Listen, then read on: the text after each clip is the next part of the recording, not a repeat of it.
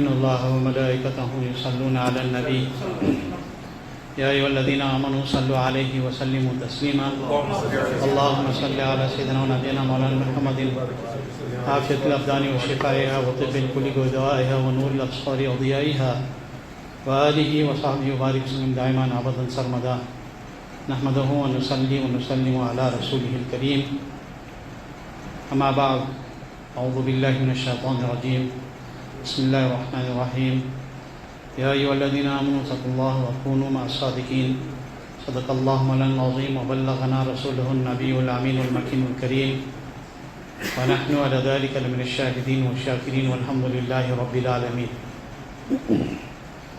غوث أعظم بمن بسر ساما مدد قبلة دي مدد كعبة إمام مدد قادری امن عرائی غوث اعظم میزنم دل الشیخ احمد رضا خان قطب عالم میزنم سیدی مرشدی شاہ مصطفیٰ خان زندہ باد مسلک سرکار اعلیٰ اعلیٰ حضرت زندہ باد یا الہی مسلک احمد رضا خان زندہ باد حفظ ناموس رسالت کا جو ذمہ دار ہے سیدی مرشدی شاہ مصطفیٰ خان زندہ باد حامل فیض رضا مصطفیٰ امداد کن صلی اللہ علیہ النبی الامی وآلہ صلی اللہ علیہ وسلم صلاة وسلام عليك يا سيدي يا سندي يا حبيبي يا طبيبي يا رسول الله صلى الله عليه وسلم وعلى آلك وأصحابك يا رحمة للعالمين.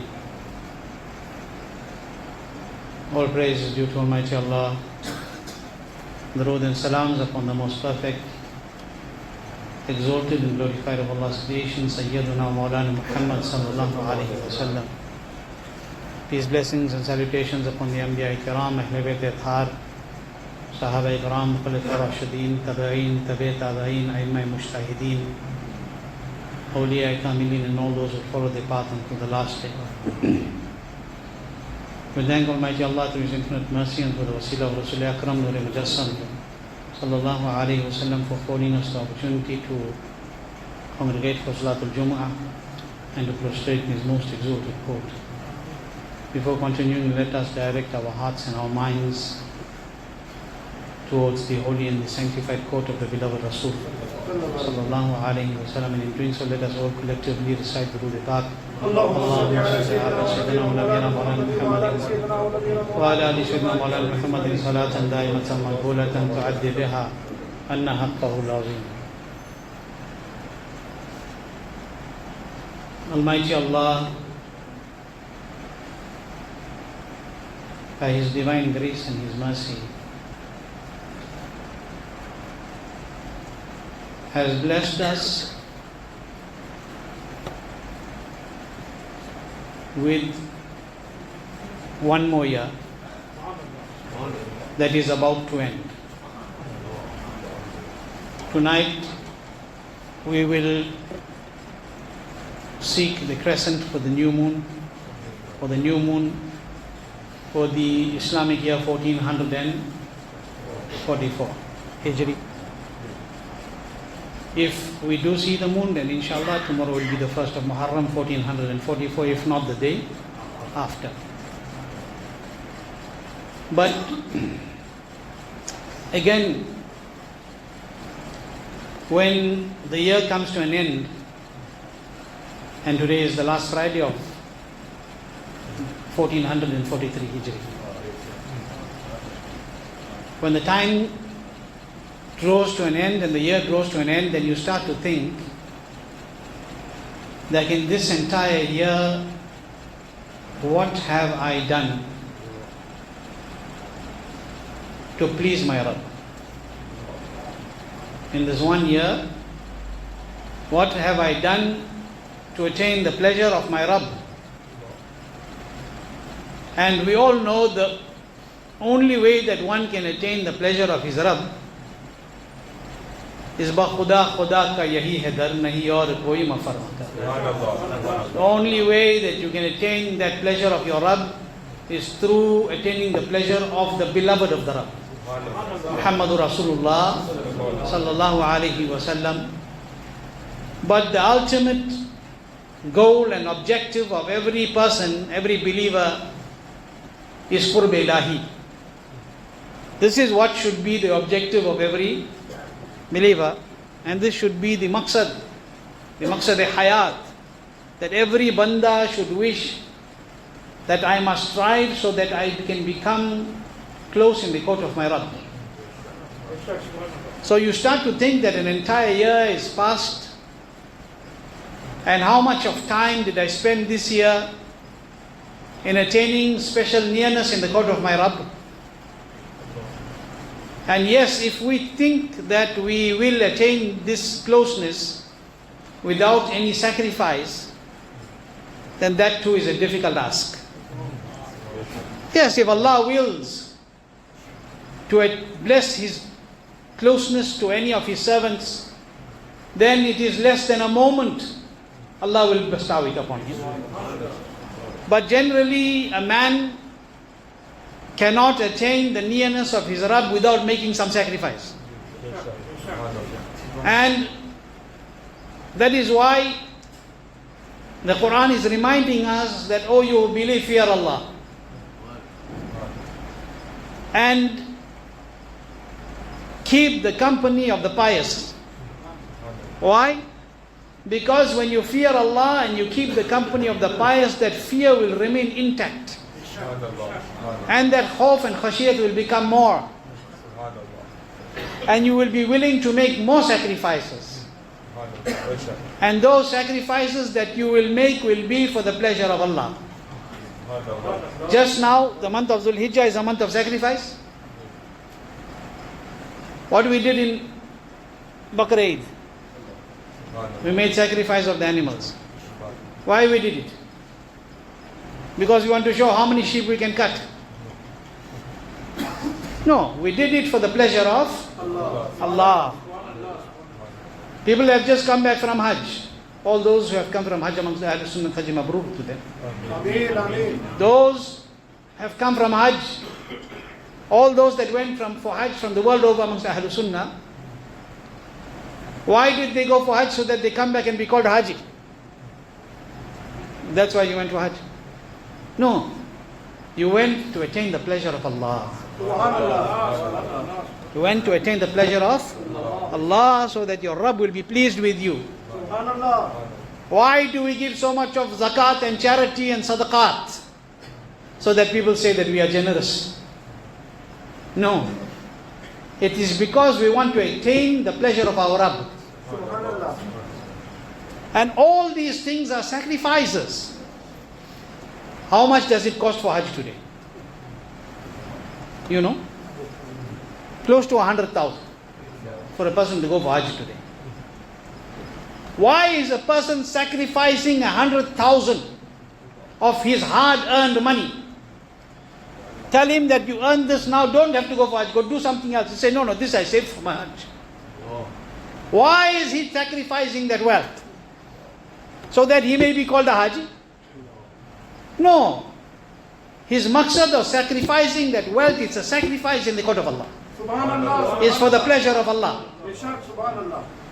A person leaves his family and his children and everybody and they go. Why do they do that? For the pleasure of Allah. That is what the maqsad should be. But today, unfortunately, the situation is different. But we are to be reminded when these years come to an end, and the year comes to an end, that this calendar and the Muslim calendar ends with this sacrifice. But every day of our life should have some form of sacrifice. Today, there is more compromise than sacrifice. There is more compromise than sacrifice. We want to compromise the deen of Allah rather than sacrificing for the deen of Allah. People have forgotten the difference between a compromise and a sacrifice. There is no compromise in the deen of Allah. HAZRAT Ibrahim alayhi salam did not compromise when the command came. HAZRAT Ismail alayhi salam did not compromise when the command came. The pious servants of Allah never compromised. What did they do? They sacrificed. And this month of Dhul Hijjah is ending, and it will start the next year with Muharram. And here Hazrat Ibrahim alayhi salam and Nabi Ismail alayhi salam did not compromise Allah's deen, but they gave sacrifice. And when Muharram started, then Sayyiduna Imam Hussain radiallahu an did not compromise Allah's deen. He did not compromise the deen of his Nana sallallahu alayhi wasallam, but he sacrificed his life and the lives of his Ahl Bayt with him. What lesson does it teach us? That in this deen it's not about compromise, it's about sacrifice. Because Imam Hussain could have compromised to save the life of HAZRAT Ali Asghar radiallahu ta'ala, to get a drop of water, but he did not compromise. What did he do? He sacrificed. And why is this? Why did they give this qurbani? For the pleasure of Allah. And talking about this, I was reading just before I came a beautiful narration. Beautiful, amazing, spiritual, ruhani narration that definitely woke my heart up. And I pray that it wakes your hearts up as well. And I'm going to relate and share this narration with you. And it's a narration narrated by a beautiful personality, a great Sufi of his zamana, HAZRAT Sayyiduna Imam Zunnun Misri radiallahu ta'ala. HAZRAT Sayyiduna Imam Zunnun Misri radiallahu ta'ala an. He says that one year I intended Hajj Baitullah. HAZRAT Zunnun Misri. Please listen with your hearts to this. HAZRAT Zunnun Misri radiallahu anh says, one year I intended. I want this to be an awakening for those who have gone for Hajj. For those who make sacrifices. Those of us that intend to make these sacrifices, I want this to be an awakening for all of us. Hazrat Zunnun Misri radiallahu anh says that I intended to go for Hajj Baitullah, and so I went. And while making wuquf at Arafat, during the wuquf at Arafat, I saw a young man there on the plains of Arafat. I saw a young man. You see many young men on the plains of Arafat. But this is not any ordinary person seeing. This is the eyes of Zunnun Misri. These are the eyes of Zunnun Misri radiallahu anh. He says, I saw a young man there on the plains of Arafat. He was pale. His color was pale. He was feeble, thin. He looked troubled. He was restless, bechain. I saw him in the state on the plains of Arafat. But he says, on seeing him, I immediately felt in my heart that this young man has received a portion from the love of Allah. That this young man has received a portion from the love of Allah subhanahu wa ta'ala. He said, I went nearer and I heard him saying something. Allahu Akbar. I heard him saying something. You know what he said? On the plains of Arafat, what the young man was saying? He said, how can I present myself in your divine court, O my Rabb? Should I come with a disobedient tongue and a heedless heart in your court? Allahu Akbar. O my Rabb, how should I present myself in your court? Should I come with a disobedient heart, disobedient tongue, or with a heart that is heedless? In other words, it is distant from your divine court. A banda is saying this. That banda who has the love of Allah. Zunnun Misri is saying that I can see that he has a portion of the love of Allah. But look what he is saying in the court of his Rabb. He said, oh Allah, how do I present myself in your court? With a tongue that is disobedient, or the heart that is heedless and distant from you? Allahu Akbar. And then he says, oh Allah, Hazrat Zunnun Misri says that man says, that young man says, oh Allah, how beautiful these moments are when you are conversing with me. Oh Allah, how beautiful these moments are when you are conversing with me at this Mubarak place and you are inviting me. You are summoning me in this Mubarak place. Hazrat Zunnun Misri radiallahu anh said, when I heard these words, and when I saw what I saw, I started to walk towards him. I've never seen him in my life. I walked towards him. He said, as I took a step towards him, he raised his eyes and he said, oh Zunnun, welcome. Never seen each other before. He said, "Oh Zunnun, welcome." Hazrat Zunnun Misri radiallahu anh said, I took a step forward. I said, "How do you recognize me? How do you recognize me?" He says, "He who recognizes and knows me and loves me told me how to recognize you." He who knows me and knows my love told me how to recognize you.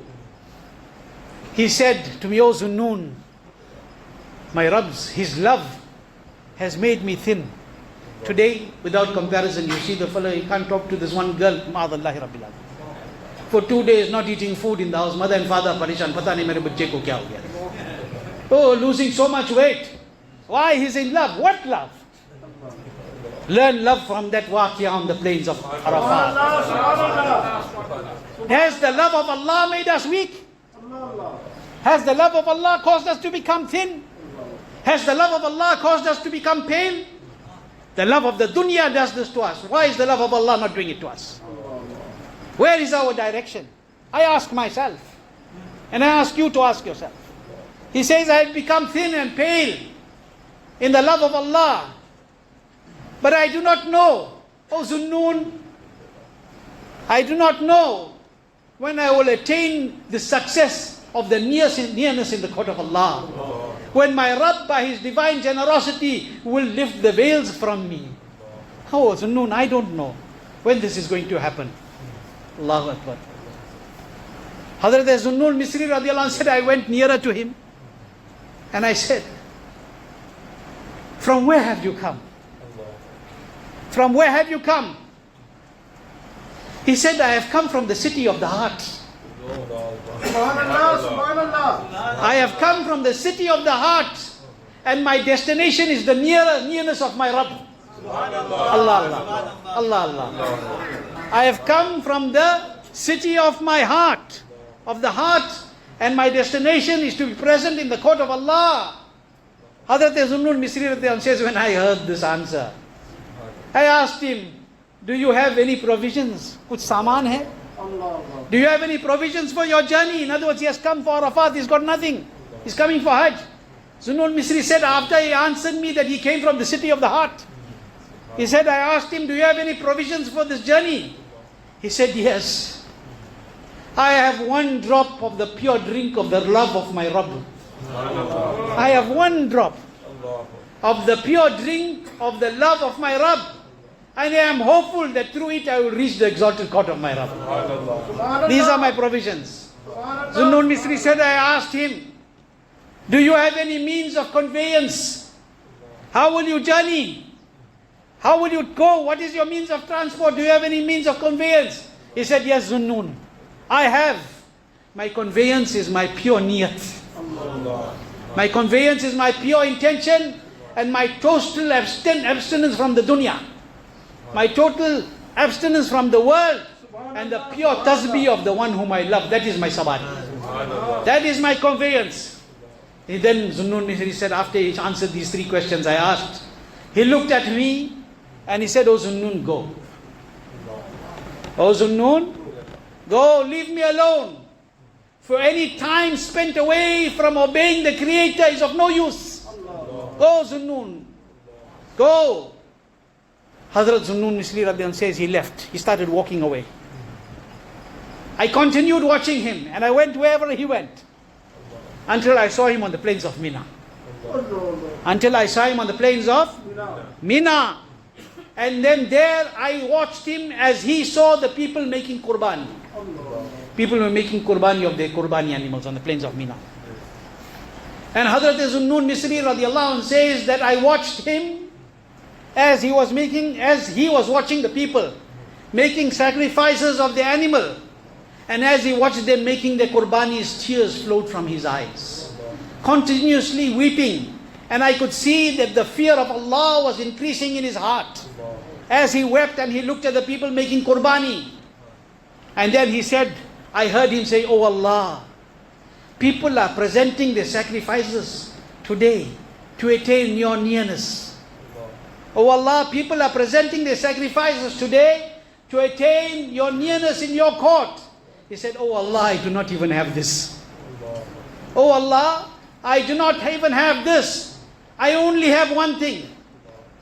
I have a disobedient and neglectful ruh. Oh Allah, people are sacrificing their animals, Allahu Akbar, so that they may attain closeness in your court. Oh Allah, today I don't even have that. All I have is my disobedient, my weak, and my neglectful, heedless soul. Oh Allah, I am offering my soul as a sacrifice in your court. Oh Allah, they are offering animals, for they have it.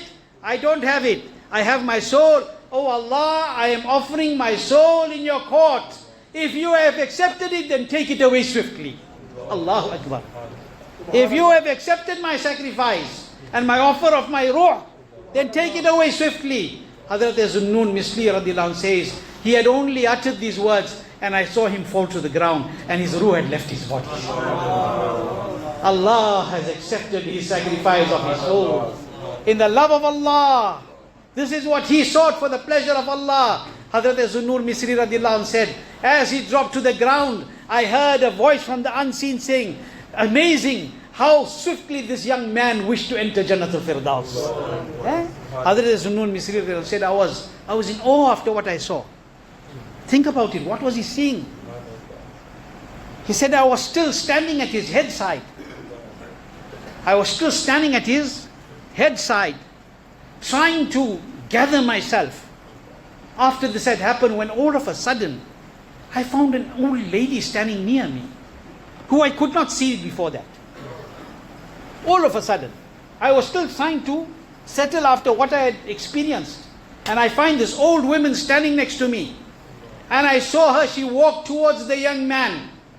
She came to him with sadness and weeping. She said, congratulations to him who spent his life giving sacrifices and being loyal, and who has never been heedless from the court of Allah, his creator, and who covered himself in the libas and in the covering of obedience and spent the entire nights in the ibadat of Allah, whose nights were spent in grief and whose days were spent in illness.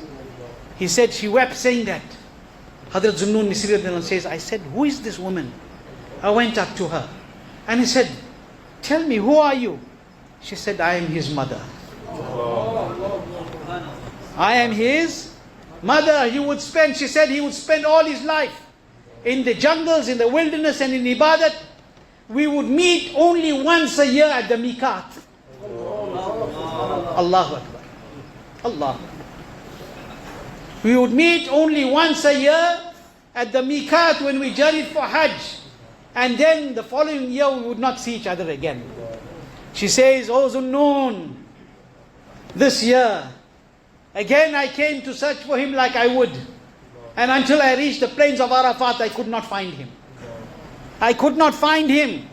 And then I heard an unknown and I heard an unseen voice, the voice from the ghaib saying to me, your son has left this dunya.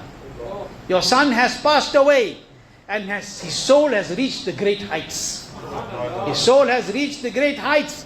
Zunnun Misri radiallahu anh, I heard the words of the mother. He says, and then I heard the mother say something.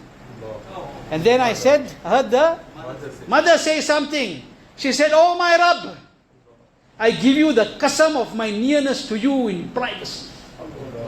Oh Allah, I give you the qasam of my nearness and my connection to you when I'm alone. At that time, how near and how great closeness you afford me. Oh Allah, I give you that qasam. And I give you the qasam of your love which you have put in my heart. I give you the qasam of your love which you have put in my heart. Free my disobedient soul from this dunya. Free my disobedient soul from this dunya which will perish, and let me go to the everlasting house where my son is. HAZRAT Zunnun Misri says, she only said these words. And I saw her fall to the ground beside her son. And I saw her ruh leave the body. HAZRAT Zunnun Misri radiallahu anh, telling us this waqia, is teaching us the reality of Qurbani. That whatever sacrifices are made for the pleasure of Allah. True sacrifices are for the pleasure of Allah. But look at that young man.